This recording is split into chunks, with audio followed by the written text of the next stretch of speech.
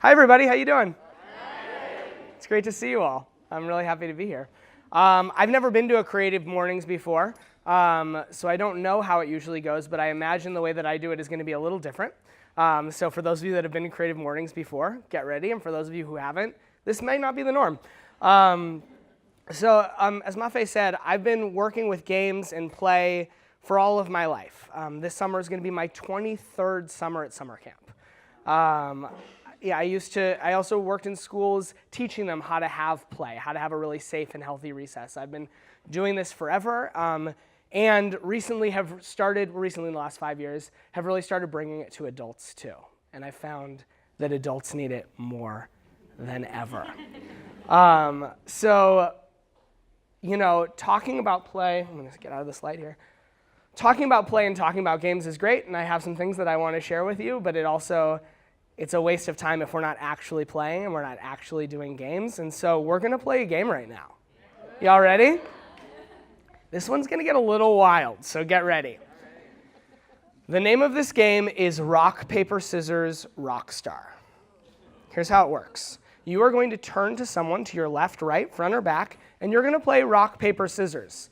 Already I need to give them some instructions because people play rock, paper, scissors differently, or Rochambeau, whatever you want to call it. Some people go, excuse me, I was sick last week. Some people go rock, paper, scissors, shoot. And some people go rock, paper, scissors. This is regional. I'm serious. It's not across the board, but typically East Coasters, Midwest, rock, paper, scissors, shoot. West Coast, rock, paper, scissors. If you want to play the East Coast rules, make some noise. If you want to play West Coast rules, make some noise. We're playing West Coast. We're going to do West Coast. They're louder. They are louder people. So here's how it's going to go. You turn to someone. You play rock, paper, scissors. Paper covers rock. Rock bashes scissors. Scissors cuts paper. If you win, you throw a peace sign in the air. You're a rock, paper, scissors, rock star. You find someone else with a peace sign to play. If you lose, you are now the winner's biggest fan. You find out their name, you cheer them on. If they lose, you all are now that person's biggest fan, which means our teams are going to get bigger and bigger until it's half the group versus half the group. That's where things get a little wild. You'll be moving, some things will get jostled. Ready, set, go. Find someone else with a peace sign and keep going.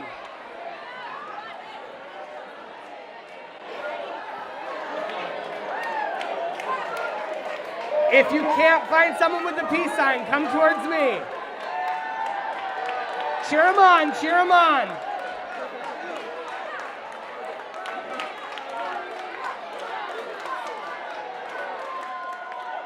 Over here.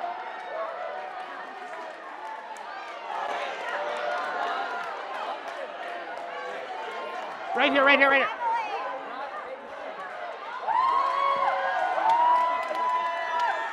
Rock, paper, scissors. Oh! Chris.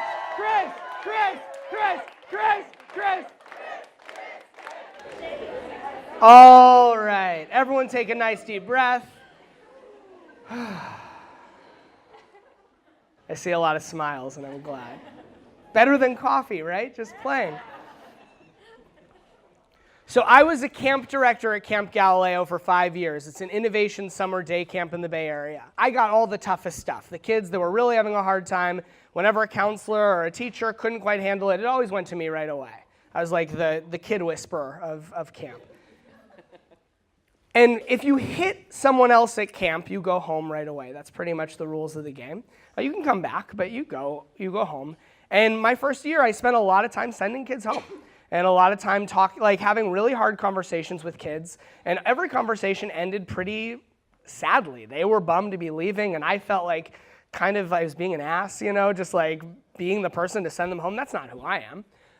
And so my next year as a camp director, I made the commitment that no matter what, every conversation that I had with a kid was going to end with a genuine high five.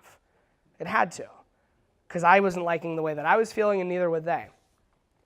So my first try at it, I have a kid who comes to me. He has punched another kid in the face. Square in the face. I mean, listen, the kid was stealing his cardboard that he was using for a thing. It was a justifiable hit. And so he comes to me, and he's in my office, and he is terrified of me, which is always comical to me because I don't think I'm a very scary person. But I'm the camp director. I'm the one that's going to be talking to his mom. I'm the one that's going to send him home. So he's terrified of me, and I walk in, and I'm ready to do the typical thing when someone's in trouble, which is like, do you know what you did? You can't do that. That's bad. And I decide to change it up, and I look at him, and I go, do you want to play a game? And he thinks it's a trick. Yes. And we go outside, and we play a game called Big Mouth, and the rules of Big Mouth are simple. We won't do it here, I promise. You take a big breath of air, and you run as far as you can run while screaming as loud as you can scream, and when you run out of breath, you stop. I teach him this game, and we play it a couple of rounds. Me and this kid who just punched another kid in the face, who is definitely in trouble, who is definitely going home, are running up and down the field screaming as loud as we can. And after like about 3 rounds of that, we kind of collapse together, laughing. And I look at him and I go, what happened? And instead of crying, or instead of being defensive, or instead of all the things that I was used to in these situations, he goes, man, I shouldn't have hit that kid. I'm like, yeah, you shouldn't have hit that kid. What's going on? And not only does he give me the most adult explanation of what happened and why it shouldn't have happened, but then he starts telling me about his morning. His parents are getting a divorce. They're putting a lot of pressure on him. There's a lot of fighting in the house. And so that's what he came to camp with. And we were able to talk together about, okay, well, what are we going to do? How can you handle that at home? There were some things that his parents were saying to him that I was like, I don't think that's right. Like, you get to stand up for yourself in this moment. And by the end, we high-fived. And I said, you're going home, but I cannot wait for you to come back tomorrow. We've got a plan. And he was stoked to come back tomorrow. And it never happened again with that kid. It was fantastic. The game had a really amazing effect, because the thing is that as human beings, as animals, we've got this like reptilian brain underneath our mammalian brain, which is just fight, flight, or freeze. That's pretty much its number one thing. That and breathing and blood work and everything like that. But fight, flight, or freeze. It tells us something dangerous is happening. You got to react to it. And once we get that tripped, once that gets tripped, our adrenaline starts flowing, and it gets really hard for us to be our best selves. Now, animals, in their evolution, mammals play. And the reason they play isn't to like train in skills. Like baby tigers don't play to learn how to hunt. It has nothing to do with that. What it's doing is it's teaching them what is safe and what is dangerous, and how do I interact with other people. The games actually teach the animals when they need that fight, flight, or freeze, or when they don't. And we don't usually give ourselves that opportunity. Because when I started doing Camp Grounded, which is summer camp for adults, we took grown-ups, about 300 grown-ups, into the woods for the weekend, and we took away their phones and their booze. We didn't take away their coffee. We know better. They weren't allowed to talk about work. They weren't allowed to even use their real names, only nicknames. They weren't even allowed to know what time it was. And what we did is we started just playing tons of games. And games look a lot of different ways. Sometimes it's a game that we played right here, but sometimes the game's just like arts and crafts. Or sometimes the game's just like read in a hammock. That's a fun game. And people started playing these games and started letting go of this fight, flight, or freeze reaction, because it turns out that there is no difference between kids and grown-ups. There's no difference. We know more, which means we're more confused. That's pretty much it. But we're still carrying around those same fears. When we were doing Camp Grounded, people were afraid, what if I don't make friends? What if I don't fit in? What if this isn't right for me? The exact same stuff that my campers go through. It's the same thing, except they needed to play too. And so when we had the audacity to play games, some amazing things started happening. People started letting go of their shoulds. Do y'all know what a should is? Yeah, it's that voice in your head, or sometimes literally in your ear, of what you should do, who you should be, how you should behave, how you should act. And a lot of it has to do with fear. And when we have those things, they tell us, they kind of shut us down. We feel, oh God, I just need to do this thing. I need to go through this one path, rather than like having this free, expansive space. And so by playing games and by simply being playful, what we found at camp was that adults got to suddenly be a little bit more like kids and a little bit more brave and a little bit more free because they got to let go of that stuff. And so what I'm here today to say and to do and to experience with you all is just a celebration of being playful and a celebration of playing games. Because we've been told a couple of lies. We've been told some lies about what it means to be a grown-up. And some of those are that play and games aren't important, and that they're actually superfluous, and that they're actually silly. We've also been told that being silly is dangerous, and that being foolish or being something that feels out of the norm is actually a really dangerous thing. And when we believe in those two things, it really restricts our ability to play and our ability to go through games, which means it restricts this incredible tool to deal with anxiety and stress and fear. And so my gift to you all is the idea that we actually get to be silly and we get to be playful. And that the more games that we bring into our lives, the happier we might be. And so I want to share with you one other thing. This is a short talk. I only have like 20 minutes. And I also want to try and fit in another game if there's time. But first thing I want to do is I want to share a piece with you. You see, as well as running summer camps for adults, I've been doing a lot of writing. And the writing that I've been doing has been totally in line with the stuff that I've been learning and I've been exploring. My feeling is that there's a lot of things that we need to know and remember, but it's hard for us to take it in. And so my goal is to be the new Dr. Seuss of the world. Even more than coffee. Oh my gosh. So I want to share with you a piece in the hopes that it resonates with you, and also with the idea that you can play, and games are in a lot of different forms. Now, for some people, like a game is soccer, or it's something competitive, right? Or it's one of these board games up on the wall here. For some people, your form of play and games might be going to the movies, or reading, or hearing a story, or even cleaning. Not for me. But some of you, I'm sure out there, know like when you're in that clean zone and you're like moving things around and you're getting it all done and you see a mess and suddenly it's gone, you step back, that's play. That's a moment of play. Raise your hand if that's you. If you like, yeah, wow. Congratulations. Be my friends. Hang out at my house. So I want to share this with you. I left on my quest for the mountain of should because I should. Everyone said I should, and I should. Many had journeyed, all said it's the way, seemed foolish to question and hard to escape this feeling I had like a debt to be paid. Of course, I had doubts, but I kept them at bay by telling the world that today is the day I will climb the mountain of should, because I should. Everyone says I should, and I should. You shouldn't go unless you're prepared. One friend said to me, there's danger out there. I don't mean to scare you, but you should be scared because you should. Because I am, and you should. I tried to get ready, but it was a lot. So many things to be learned and be bought.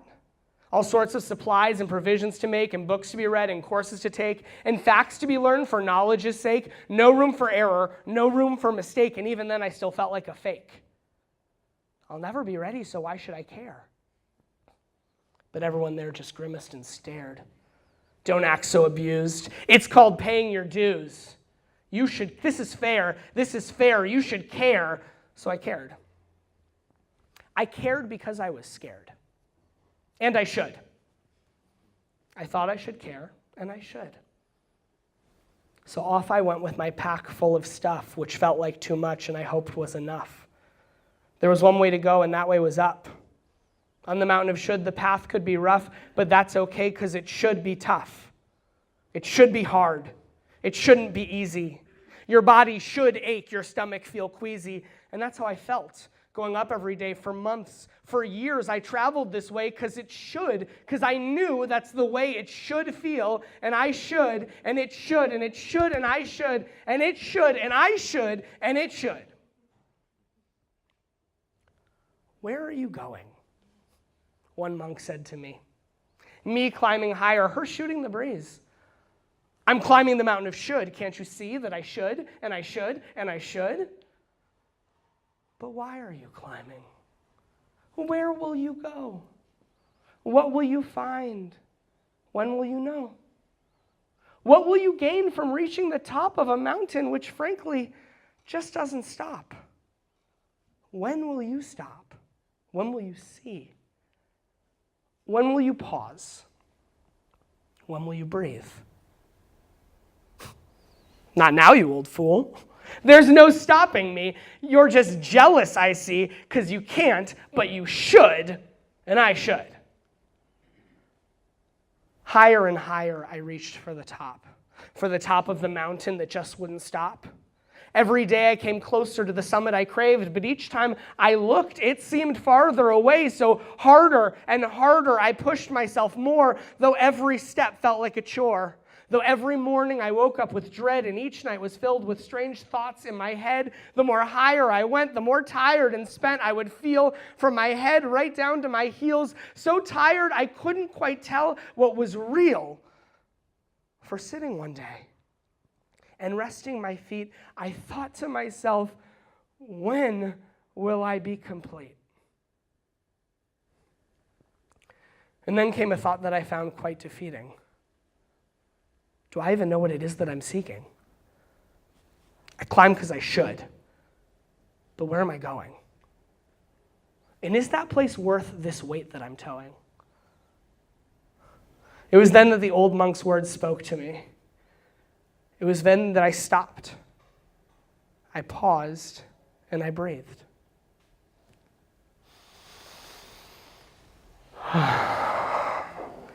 And just like that, I was able to see.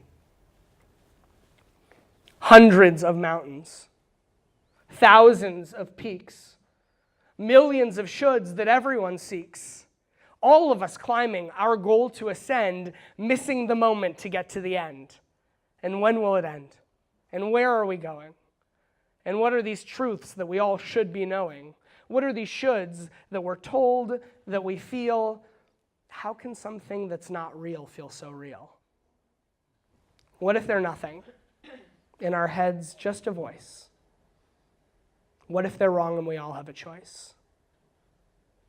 With my shoulds all released, I found with relief my need to climb higher was just a belief.